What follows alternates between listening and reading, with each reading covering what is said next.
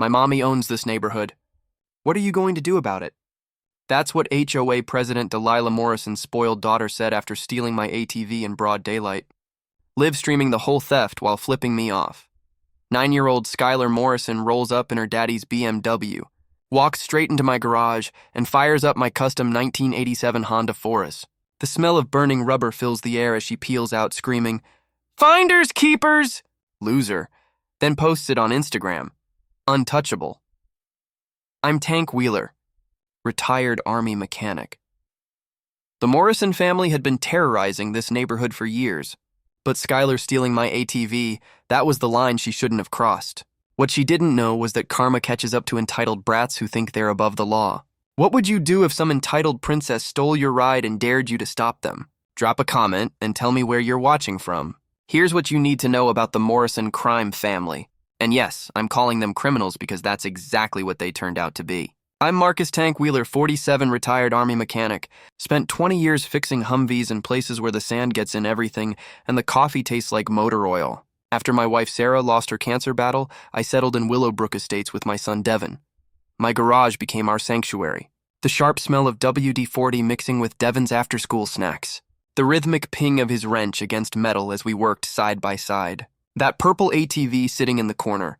Sarah picked that exact shade during her final weeks. Like Arizona sunsets, she'd whispered, running her fingers over the color samples. The leather seat still holds the impression of our hands working together, rest itching every seam. She never got that first ride, but watching us complete it brought her peace in those last days. Now meet your villain, Delilah Morrison, 52, HOA president and professional soul crusher. Picture a blonde piranha in a white Escalade. Ring doorbell cameras scanning like prison guard towers. Lawn so artificially perfect it probably violated several environmental laws. This woman turned homeowner rules into medieval torture devices. Her husband, Bradley, sits on city council, making problems disappear faster than free beer at a construction site. Together, they'd built a corruption empire that would make Chicago politicians blush.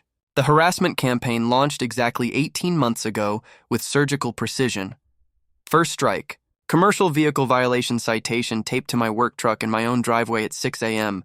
The audacity was breathtaking. Mr. Wheeler Delilah purred when I called. Business vehicles violate our community standards. It's a pickup truck with tools visible through the rear window. Very unsightly. Next came garage door aesthetic violation. Apparently a dent from Devin's basketball disrupted their visual harmony. Then, noise ordinance infractions for using power tools after 700 p.m., despite bylaws clearly stating 8 p.m. Cutoff.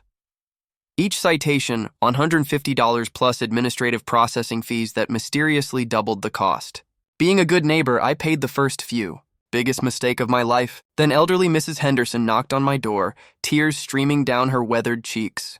The smell of her famous oatmeal cookies couldn't mask her desperation. They're taking my house. Tank. 40 years here and they're taking it. $2,800. In accumulated fines for her late husband's workshop, she'd grandfathered for 15 years until Queen Delilah decided it compromised property values. The Martinez family down the street had already lost their home over holiday decoration violations. Their kids' Christmas lights were apparently garish and inappropriate for the community aesthetic. The pattern was surgical. Target veterans, blue-collar families, anyone who didn't reek of country club membership. Meanwhile, Delilah's wealthy friends parked boats in driveways and built unpermitted additions without receiving a single citation. That's when my military intelligence training activated. Time to document everything. Enter their crown princess. Skylar Morrison, 19, professional disappointment and Instagram influencer wannabe. Community college dropout who treated real life like a video game where daddy's money bought unlimited respawn points. Her legal troubles, shoplifting, fake IDs, hit-and-run accidents vanished like morning mist whenever mommy made phone calls. She'd been stalking my ATV for months, circling it like a predator. Just sitting there collecting dust, she'd hint during her garage visits. I could give it some real adventure. Every request politely declined. But Tuesday morning in March, politeness died a violent death. I'm elbow-deep in carburetor cleaning when my 4-Trax engine roars to life. The sound hits like ice water. Nobody starts that engine but me. I sprint outside to find Princess Skylar backing out. Cell phone recording her Grand Theft Auto for social media. What the hell are you doing? She actually laughed, a sound like breaking glass. Relax, boomer. Just borrowing it for content. Put it back now. That's when she delivered the line that triggered World War II. My mommy owns this neighborhood. What are you going to do about it? What I did was watch her peel out. Burning rubber filling the morning air with the aquariid smell of disrespect, middle finger raised high, while live streaming the whole theft. Most people would have called police immediately. But soldiers don't react, we plan. And I'd been planning for this exact moment longer than she knew. The first thing I did wasn't call the cops.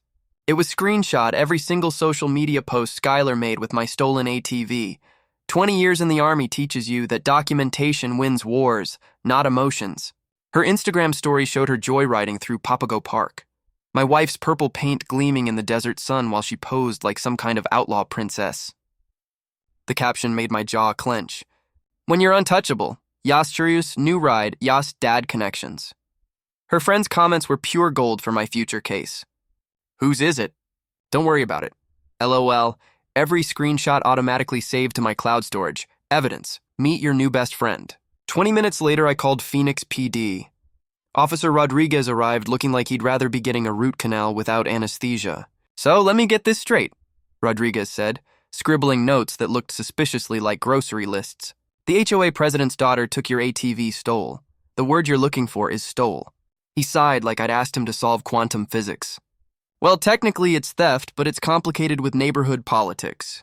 The Morrison family has friends downtown if you catch my drift. Maybe try working this out neighborly before pressing charges. There it was, my first taste of Morrison immunity in action. But Rodriguez's nervous fidgeting told me everything about their political reach. I thanked him politely while mentally adding corrupted local police to my growing intelligence file. 6 hours later, my ATV returned like a bad penny with interest. The sound of gravel crunching announced Skylar's triumphant return. I watched from my kitchen window, the smell of reheated coffee mixing with my rising blood pressure as she dumped my 4 tracks in the driveway like yesterday's garbage. A zip-tied note fluttered from the handlebars like a white flag of disrespect. Thanks for the loan. SOX walking outside felt like approaching a crime scene. The damage made my chest tighten. Mud caked on Sarah's custom paint job. 3 deep scratches gouged through the purple down to bare metal and muddy footprints decorating our hand-reupholstered seat like graffiti on a cathedral. But here's where my military training kicked in from an old logistics course I'd taken. Property damage over $1,000 transforms misdemeanor theft into felony territory in Arizona. I'd learned that tidbit during a legal briefing about stolen military equipment. 1 receipt, 1 damage estimate, and suddenly Little Princess was playing in the big leagues. I spent the next hour documenting everything with high-definition photos, timestamps, detailed measurements. The repair estimate from my buddy's shop confirmed what I suspected. On $200 minimum to restore Sarah's paint job. Felony threshold officially crossed. While photographing evidence, my phone buzzed with a text from an unknown number. Hope you learned your lesson. Some people own this neighborhood. Others just rent space in it. Screenshot saved, added to the growing digital mountain of evidence. That evening, I made a hardware store run that would change everything. The items in my cart looked innocent enough. GPS tracker, motion sensors, and trail cameras borrowed from Jake's hunting gear. But I'd remembered something from my Army days about equipment security. You can legally track anything you own, and the evidence holds up in court beautifully. Installing the GPS tracker in my hidden restoration compartment felt like planting a landmine. Skylar would never find it in 1,000 years. The trail cameras went up strategically. Garage entrance and driveway approach covered in 4K resolution. If Princess Entitled wanted round 2, I'd have her performance recorded for posterity. The next morning brought Delilah's counterattack via certified mail, delivered with the subtlety of a sledgehammer. Emergency HOA board meeting for my property. Violations listed, unlawful surveillance equipment. My perfectly legal cameras, automotive fluid contamination, 2 microscopic oil drops. And my personal favorite, disturbing community peace through frivolous police reports. Total fines, $2,400, including late fees backdated 6 months like some kind of temporal punishment. But Delilah had made a crucial error. The meeting notice bore only her signature, not the required board majority. I'd learned that requirement during my late-night deep dive into Arizona Planned Community Act regulations. Fueled by gas station coffee that tasted like liquid determination. By 2:00 a.m., surrounded by legal documents and the soft hum of my printer working overtime, I'd uncovered their Achilles heel. Arizona law requires 30-day cure periods before foreclosure. But these people had been fast-tracking liens like they were handing out parking tickets. Mrs. Henderson's house, the Martinez family, 3 other neighbors from county records, All potentially illegal foreclosures violating state statutes. As dawn painted the desert sky purple, like Sarah's favorite color, the truth crystallized with perfect clarity. Delilah wasn't running an HOA. She was running a real estate theft operation disguised as community management. Skylar stealing my ATV wasn't just a crime. It was the thread that would unravel their entire criminal tapestry. Time to pull that thread until their whole world came apart.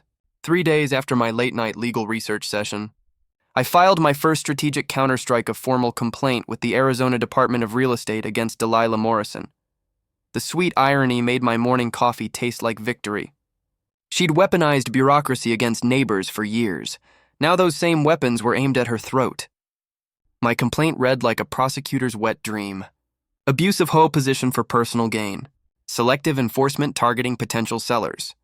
Suspicious foreclosure patterns flowing directly to her company. 23 pages of evidence that could choke a horse, all backed by documentation that would make the IRS jealous. The department's response came faster than pizza delivery. Official investigation opened, Delilah's real estate license under review, and suddenly Queen Bee was discovering what it felt like to have her wings clipped by her own medicine. But Princess Skylar was just hitting her criminal stride.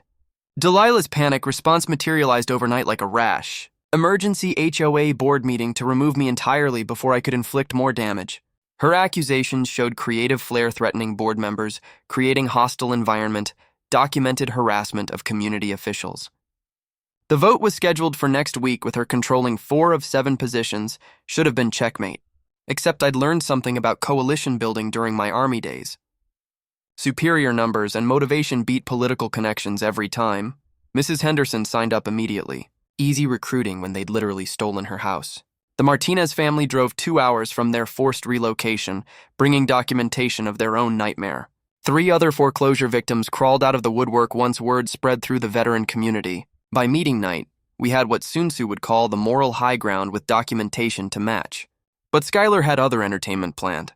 The second theft happened during my grocery run, broad daylight again, because apparently successful criminals stick with proven strategies. My GPS tracker exploded with alerts showing my purple Ford track screaming toward downtown Phoenix at speeds that would terrify Formula One drivers.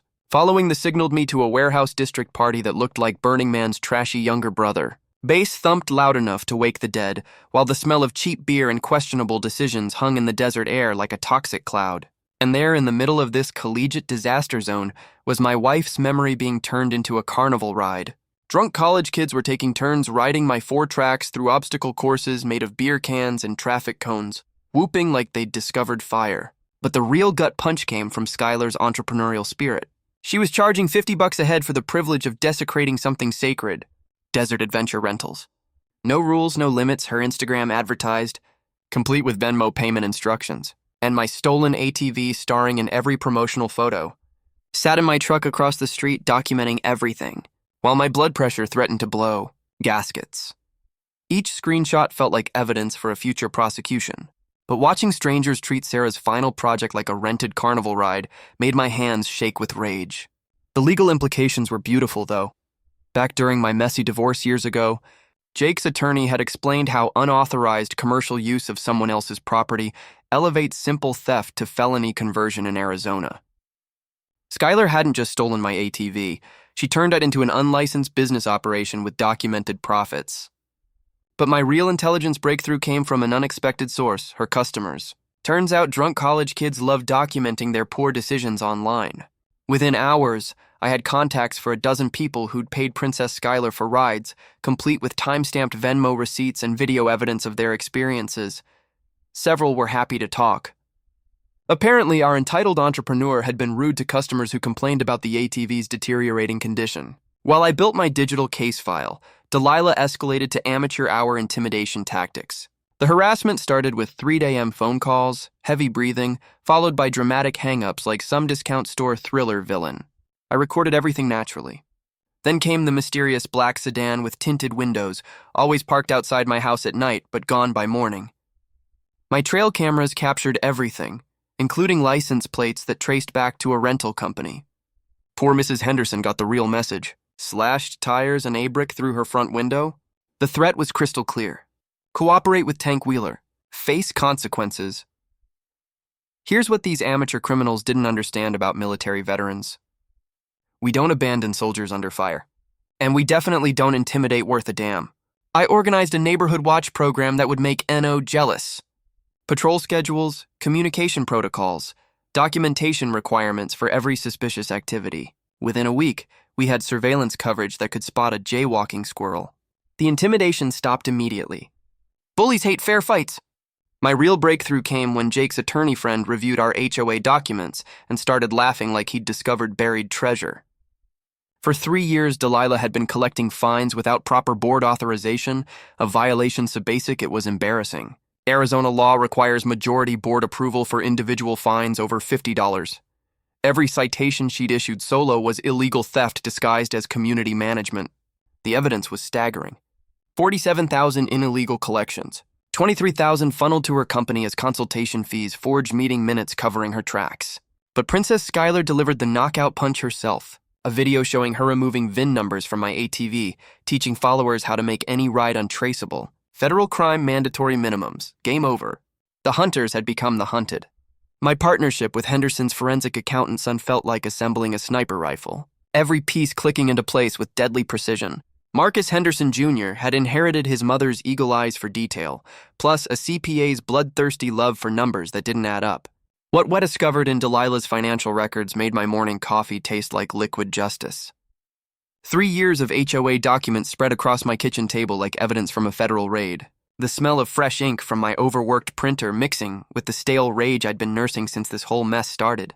Every foreclosure followed the same criminal pattern. Property seized on Monday. Mysterious consulting fee of exactly $15,000 hitting Delilah's account by Thursday.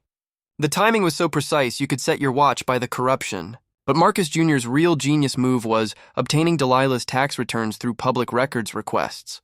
The woman who'd been collecting illegal fees like Halloween candy hadn't reported a single dollar to the IRS. We're talking systematic tax evasion that would make organized crime bosses take notes. Total theft estimate, $127,000 hidden in plain sight through paperwork that looked legitimate until you knew what to look for. Meanwhile, Princess Schuyler had transformed my wife's memory into a full-scale criminal enterprise that would have impressed Al Capone. Her illegal ATV rental operation now covered 3 regular locations. Downtown warehouse parties where trust fund kids paid premium rates for authentic rebel experiences. Some mysterious ranch property outside Phoenix and private desert gatherings that looked like Mad Max auditions gone wrong. My GPS tracker painted a digital portrait of systematic theft turned into unlicensed business venture. The irony was beautiful.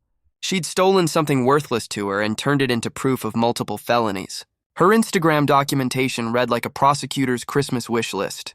$75 an hour? No insurance, no business license, no safety equipment, and definitely no permission from the guy who actually owned the damn thing. Customer reviews included gems like best illegal ride ever and worth every penny to feel like a real outlaw. But alcohol and social media proved to be Schuyler's perfect storm of stupidity. One particularly damaging video showed her providing additional drinks to obviously intoxicated customers while they rode my ATV through desert terrain that would challenge sober professionals. The smell of cheap beer and bad decisions practically leaked through the screen as she encouraged increasingly dangerous stunts for social media. Content. Arizona's strict liability laws about providing alcohol to intoxicated persons don't mess around, especially when dangerous equipment enters the equation. Every bottle she handed out was another felony charge waiting to mature. My IRS whistleblower complaint landed like a financial cruise missile with a payload of documentation that could choke a government office. The response was swift and merciless. Full audit notifications for both Morrison family members, asset freezes pending investigation, and criminal referrals that made my original complaint look like a gentle suggestion. Federal agencies don't appreciate tax cheats, especially when the evidence arrives pre-organized with exhibits labeled and cross-referenced. But Delilah's legal counterattack revealed desperation that smelled like fear mixed with expensive attorney fees. The restraining order she filed was creative fiction worthy of awards recognition. According to her sworn testimony, I had threatened violence during hostile communications, engaged in systematic stalking behavior, and created an atmosphere of terror through militant surveillance tactics. Her tearful courthouse performance convinced a judge who probably hadn't seen the mountain of evidence documenting actual crimes. Suddenly, I was legally prohibited from Morrison property, HOA meetings, or any family contact. Should have been game over. Instead, it became the tactical gift that kept giving. Restraining orders create official court records, which triggers discovery processes and subpoena powers. Delilah's strategy to silence me had accidentally given my attorney legal weapons to demand access to all her communications, financial records, and business dealings under court supervision. She just handed me the keys to her entire criminal operation. Local media picked up the story like bloodhounds catching a scent. HOA president accused of multi-year theft scheme hit evening news with footage of my damaged ATV and interviews with foreclosure victims whose stories would make grown men weep. The reporter had connected every criminal dot. Illegal fines, suspicious foreclosures, Delilah's real estate profits, and the systematic targeting of veterans and working families. Social media exploded with Gone Willowbrook scandal trending across Phoenix. Comment sections becoming digital support groups for HOA abuse survivors. But Princess Skylar's media response proved that terminal stupidity was hereditary. Instead of disappearing while federal investigations circled her family like vultures, she launched a social media offensive that would have made crisis management professionals retire in shame. Her posts became increasingly unhinged. Haters going to hate while I keep winning, accompanied by videos of her joy riding my stolen ATV through locations that GPS coordinates could pinpoint for prosecutors. The final nail in her criminal coffin came when she attempted selling rides to news reporters covering the story. The sheer audacity was breathtaking, actively committing federal crimes while cameras rolled, apparently believing family connections made physics and federal law optional. But my real breakthrough came from insurance fraud investigators who'd been tracking suspicious ATV theft patterns across Arizona. My case was the missing puzzle piece they needed to expose something much bigger than neighborhood corruption. The small-time criminals were about to discover they'd accidentally joined a federal case. The manila envelope that destroyed the Morrison empire arrived on a Tuesday morning that tasted like impending thunderstorms and long overdue justice. Jake had received court-ordered discovery documents, and the smell of fresh legal paper mixed with my morning coffee as we spread financial records across my kitchen table, like generals planning an invasion. What we found made my hands shake, not from nerves but from pure adrenaline. Hidden bank statements revealed something that made neighborhood HOA corruption look like shoplifting candy. The Morrison family ranch, that mysterious property where Skylar had been running her illegal rental operation, was purchased with stolen HOA money through a fraud scheme so elaborate it belonged in criminal law textbooks. $240,000 in community maintenance equipment storage that turned out to be luxury vacation property, complete with pool, guest houses, and horse stables that probably cost more than most people's homes. The invoices were masterpieces of creative accounting. Industrial equipment shelter for a pool house that looked like it belonged in Architectural Digest. My stolen ATV wasn't just being used for crime. It was operating from a crime scene purchased with money stolen from the very neighbors being terrorized. But the real earthquake hit 3 days later with Jake's 6 a.m. phone call. Tank, you sitting down because what I'm about to tell you is going to knock you on your ass. The FBI Financial Crimes Unit had been investigating the Morrison family for 8 months. My complaint hadn't started their investigation. It had provided the final puzzle pieces they needed to complete a federal case that would make headlines from Phoenix to Washington. The raid was scheduled for 72 hours. Turns out my neighborhood nightmare was actually the tip of an iceberg that could sink the Titanic. The Morrison family was running identical HOA theft operations across Arizona, Nevada, and New Mexico. Hundreds of planned communities, thousands of families, over $3 million in systematic theft disguised as community management. They weren't just petty neighborhood tyrants. They were organized criminals running a multi-state operation that would make the mob jealous. The political corruption web was equally staggering. Bradley Morrison's city council seat was one tentacle of an operation that included county assessors, planning commissioners, and municipal judges who made problems evaporate for the right contributions. Building permits, rubber-stamped environmental studies buried, zoning violations that disappeared like morning mist. City contracts worth millions had been awarded to shell companies that funneled money back to the Morrison network through the same consulting fee structure they'd used to rob homeowners. My property tax payments had probably helped fund the very corruption that was stealing my neighbors' homes. The beautiful irony hit me like a lightning bolt. I'd gone from victim to federal witness whose evidence helped expose organized crime. The power dynamic hadn't just shifted, it had completely inverted. Federal prosecutor offered me immunity plus whistleblower compensation up to 30% of recovered funds. With $3 million on the table, we were looking at life-changing money. But more importantly, justice wasn't just possible anymore. It was guaranteed with federal resources backing it. Delilah's desperate escape attempt made evening news when federal agents intercepted her private jet at Phoenix Sky Harbor. The woman who'd terrorized entire neighborhoods with paperwork and fake fines was learning what real handcuffs felt like. Her tearful courthouse performance about being a simple community volunteer fell flat when prosecutors presented evidence of systematic criminal enterprise. Princess Skylar's world collapsed in real time as federal agents seized everything. BMW gone, rental operations shuttered. Social media accounts became prosecution exhibits. The entitled brat who'd thought family connections made consequences optional was staring at federal charges with maximum sentences exceeding 20 years. My choice was simple. Take the money and disappear, or stay and ensure every victim got justice. I chose justice. The underdog wasn't just holding cards anymore. I was playing with a federal deck that could reshape the entire game board. Sarah would have been proud. Time to finish what they started. The transformation of my garage from restoration shop to Federal Evidence Command Center happened faster than a military deployment. Within 24 hours of the FBI revelation, my workspace smelled like determination mixed with the metallic tang of justice about to be served.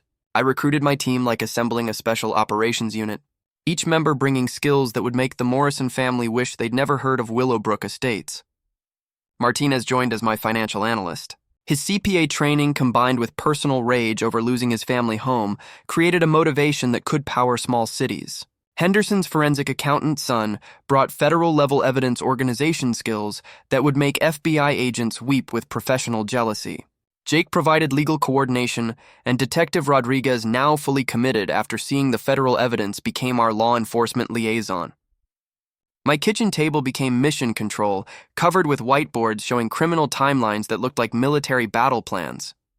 Digital evidence lived on multiple encrypted drives, backed up more securely than Fort Knox gold reserves. Physical evidence was cataloged using inventory procedures I'd learned tracking military equipment in hostile territories. The legal strategy, Jake explained, made beautiful sense once you understood the federal playbook. RICO charges treat criminal organizations like terrorist cells. Once you prove the enterprise exists, every member becomes liable for every crime committed by the group. Asset forfeit laws meant the government could seize everything purchased with stolen money, from luxury ranch properties to Princess Skylar's BMW.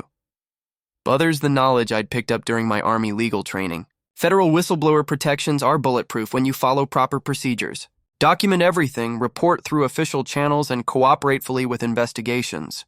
Do it right, and the government becomes your personal bodyguard against retaliation. The financial recovery mechanisms were equally impressive.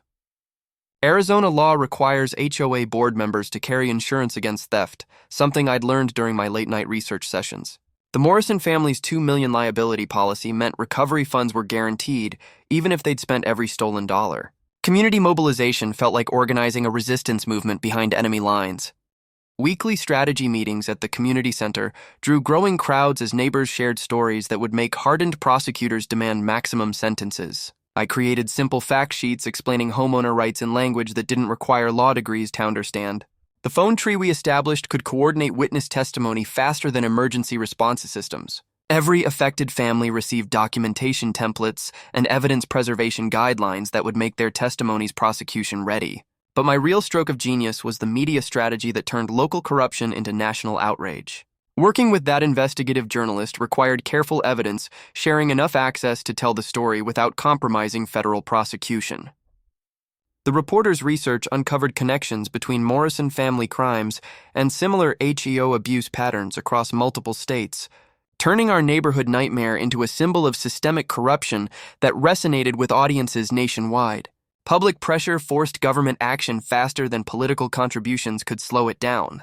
When Dakar's Willowbrook scandal started trending on social media, politicians began distancing themselves from the Morrison family like they carried plague. The technical evidence preparation showcased 20 years of military precision applied to civilian justice. GPS tracking data became courtroom-ready maps showing exact routes and timestamps for every theft. Social media posts were archived with chain-of-custody documentation that would survive federal appeals court scrutiny.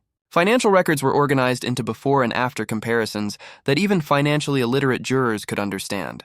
The visual impact was devastating. Thriving community transformed into criminal exploitation zone through systematic theft, disguised as legitimate governance. Legal filing coordination required simultaneous complaints to multiple agencies, FBI, IRS, state attorney general, county prosecutor, each receiving customized evidence packages tailored to their specific jurisdiction and authority. The strategy prevented any single corrupt official from burying the case while ensuring maximum pressure from every possible angle. Community education became my personal mission. The HOA rights workshops I developed taught neighbors how to read bylaws like constitutional lawyers, challenge illegal fines like civil rights activists, and demand financial transparency like investigative journalists. Knowledge sharing prevented future abuse while empowering people who'd felt helpless against institutional corruption. The federal cooperation protocols I learned could fill textbooks. Proper evidence handling, witness coordination meetings, victim impact statement preparation. Everything designed to ensure maximum prosecution success while protecting everyone who'd been brave enough to stand up against criminals with political connections. Restitution calculations required forensic accounting that traced every stolen dollar through multiple bank accounts and shell companies. The paper trail showed specific victims and exact amounts owed, plus interest and damages that would make the final settlement numbers truly meaningful for families who'd lost everything. But the most satisfying preparation was psychological. Watching the Morrison family's confidence crumble as they realized their political connections meant nothing against federal prosecution backed by overwhelming evidence. The master timeline we created covered 4 years of escalating criminal activity, showing decision points where intervention could have stopped the scheme. It became the prosecution's primary weapon and the defense's worst nightmare.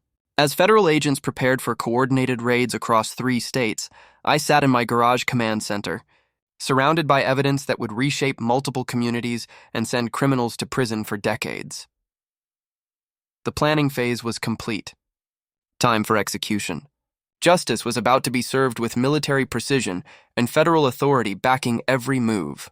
The Morrison family had no idea what was coming. Delilah's desperate final gambit began at midnight on Thursday, with the smell of fear and gasoline hanging in the desert air.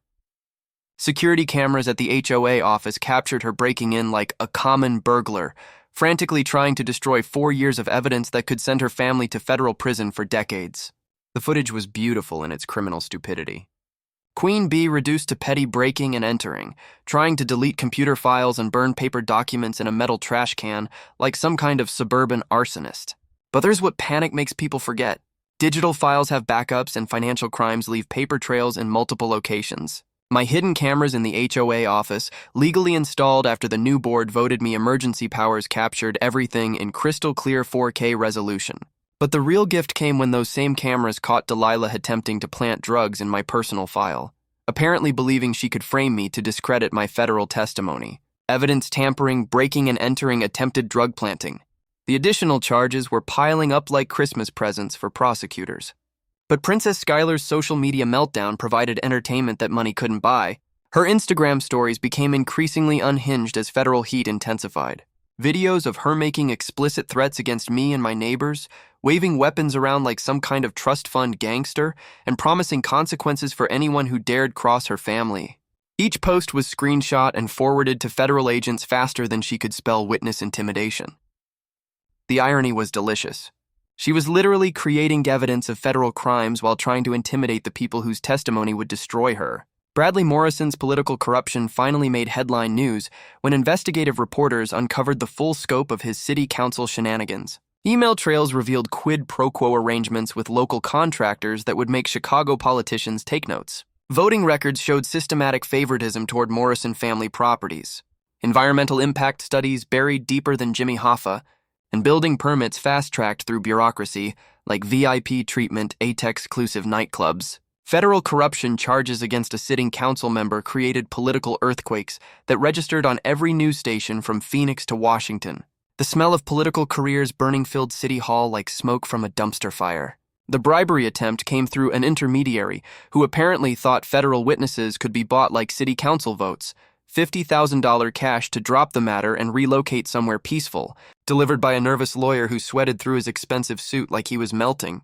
But federal agents had prepared me for exactly this scenario, complete with recording equipment that captured every word of attempted witness tampering. The wire I wore during that meeting felt like wearing justice under my shirt.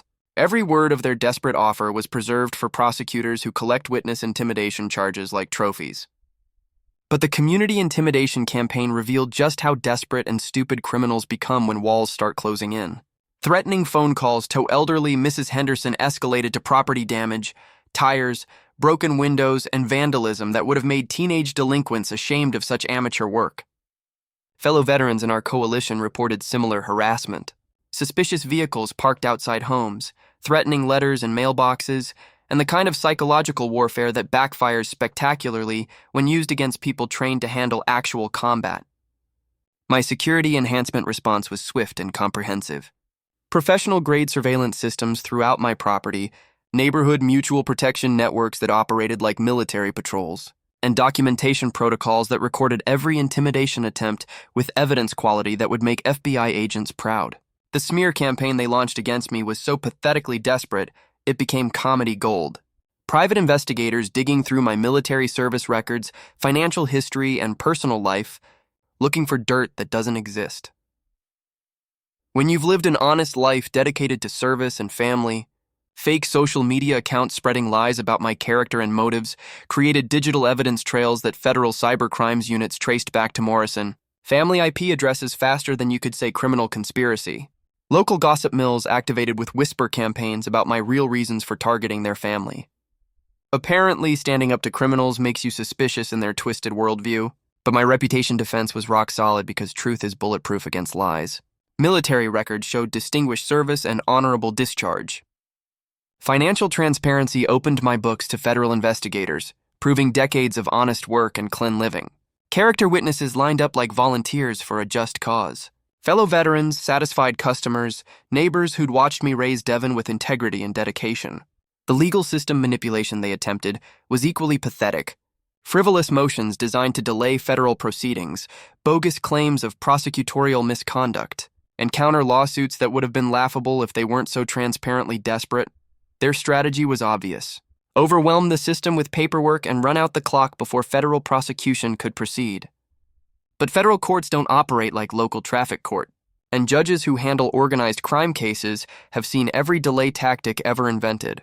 My federal witness preparation intensified as prosecution date approached. FBI agents taught testimony techniques that would survive aggressive cross-examination. Evidence. Presentation methods that made complex financial crimes understandable to average jurors and confidence-building exercises that prepared me for the courtroom battle that would decide everything. The insurance fraud investigation that had started with my stolen ATV expanded into multi-state organized crime prosecution. What began as neighborhood harassment had become federal case study and systematic criminal enterprise. The hunters had become the hunted, and they were about to discover that federal justice doesn't negotiate with criminals. The federal raids executed with military precision that would have made my old commanding officers weep with pride. At exactly 6 a.m. on a crisp October morning, FBI agents hit Morrison properties simultaneously across 3 states while the smell of coffee and justice filled the desert air. My phone buzzed with updates as I watched from my kitchen window. Black SUVs surrounding the Morrison house like wolves circling wounded prey. Agents in tactical gear carrying boxes of evidence that represented 4 years of systematic criminal enterprise. And news helicopters circling overhead like vultures drawn to corruption's carcass. The technical support I provided felt like the best military operation I'd ever participated in. GPS coordinates for hidden assets, safe locations based on my surveillance work, and detailed property layouts that helped agents navigate the criminal maze the Morrison family had built around their stolen wealth. Community members gathered, on street corners watching justice finally arrive with federal authority backing every move. Mrs. Henderson stood on her porch with tears of vindication streaming down her weathered cheeks, while the Martinez family drove from their forced relocation to witness the criminals who'd stolen their home getting perp walked in. Handcuffs? Princess Schuyler's arrest at her college party was broadcast live on every news channel in Phoenix. Federal agents interrupting her alcohol-fueled celebration of criminal immunity, cuffing her in front of drunk friends who thought family connections made consequences optional, and charging her with grand theft, money laundering, and organized crime conspiracy that carried maximum sentences, exceeding 15 years. The look of entitled shock on her face when reality hit was worth every sleepless night I'd spent building the case against her family. My stolen ATV was recovered from the Morrison Ranch in condition that made my chest tighten with rage and vindication. Total loss confirmed by insurance investigators, but the GPS tracking data it had generated became prosecution gold that would send criminals to federal prison for decades. Delilah's federal courthouse breakdown provided courtroom drama that rivaled Hollywood productions. Attempts to blame everything on her husband Bradley, claims of domestic abuse and financial coercion, and tearful performances that fell flat when prosecutors presented evidence proving her leadership role in systematic theft operations. The woman who terrorized entire neighborhoods with illegal fines and fraudulent foreclosures was learning what real consequences felt like when federal prosecutors don't care about local political connections. Bradley Morrison's resignation in disgrace made front-page news across Arizona. City council members stepping down under federal indictment. Political career destroyed, pension benefits forfeited, and corruption network collapsing without the municipal influence that had protected criminal operations for years. Local political machines built on corruption don't survive federal prosecution, and watching decades of illegal influence crumble felt like witnessing justice delivered with compound interest. My victim impact testimony to federal court was the most important speech I'd ever delivered.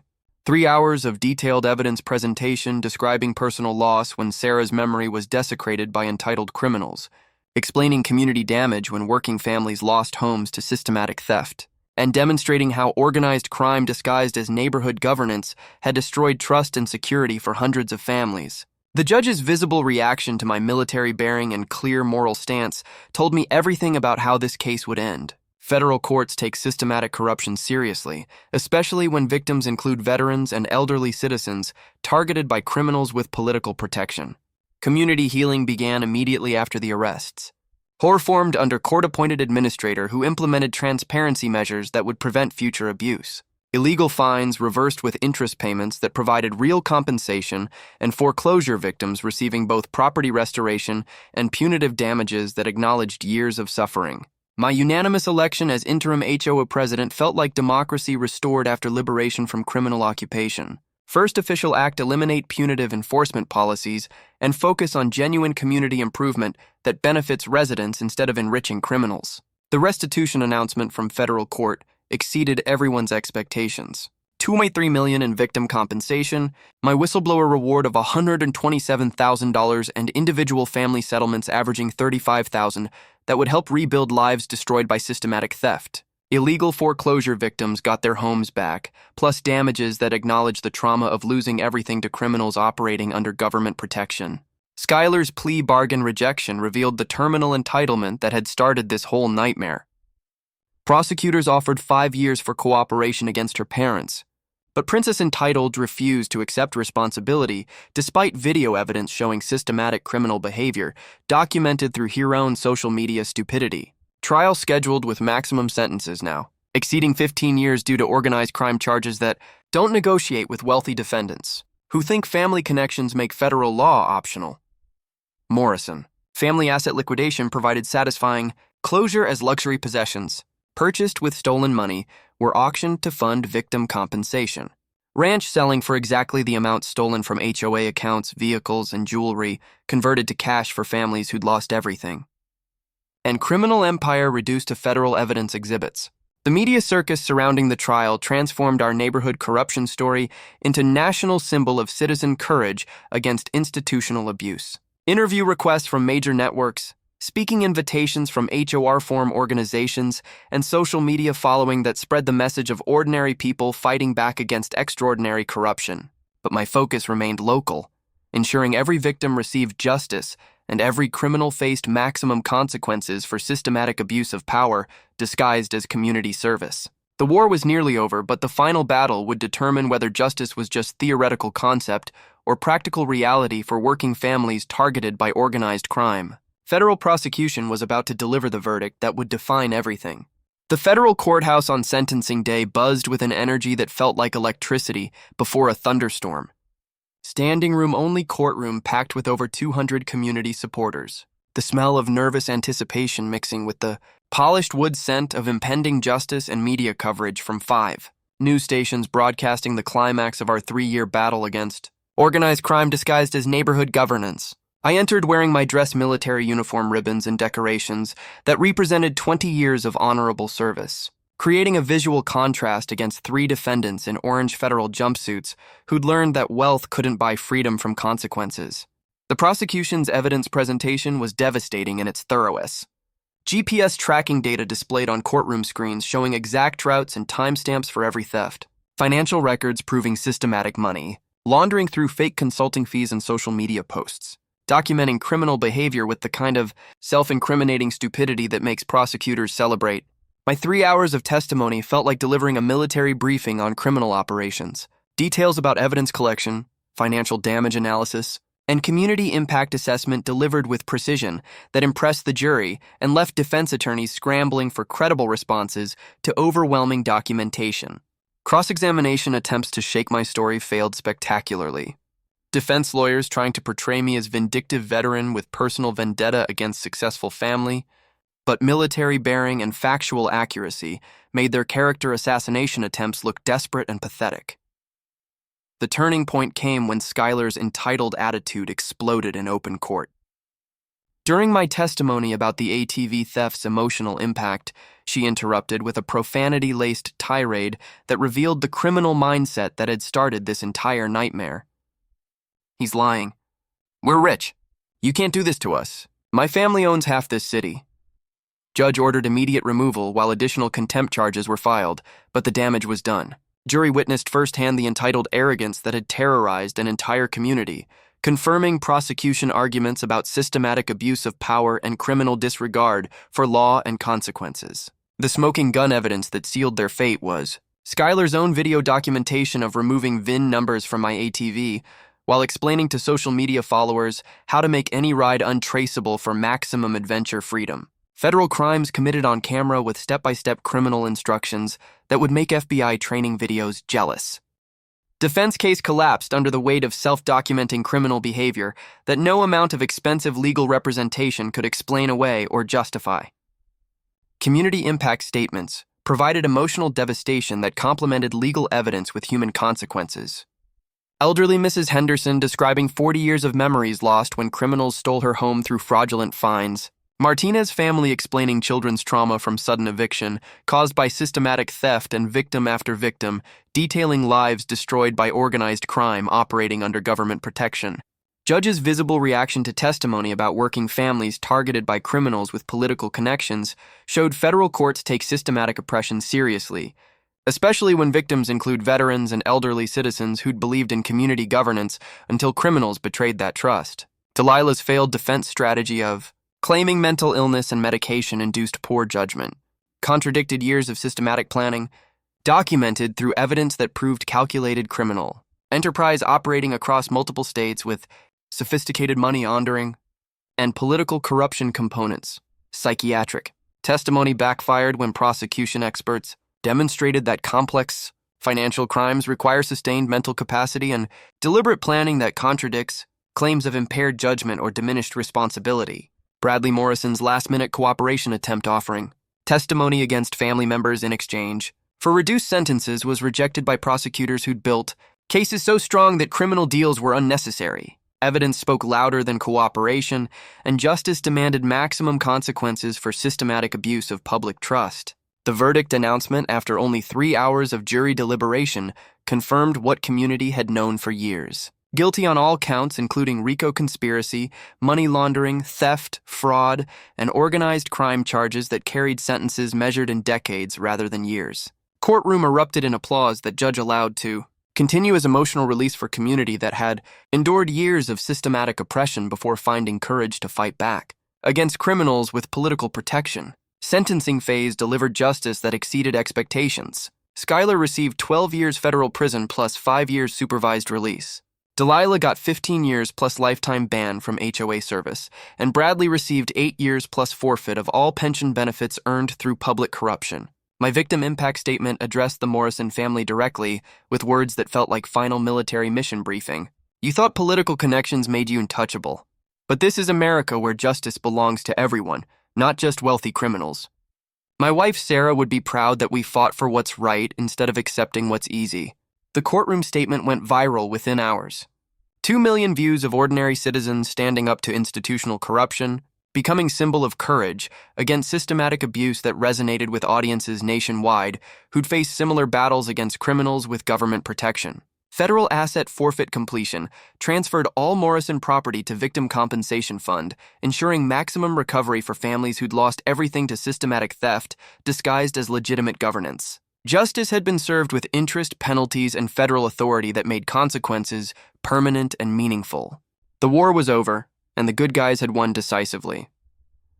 Months after the final gavel fell, the sweet smell of victory mixed with motor oil filled my garage as Devin and I put finishing touches on our rebuilt purple ATV. Every bolt we tightened felt like healing. Every polished surface reflected Sarah's memory restored to its rightful glory.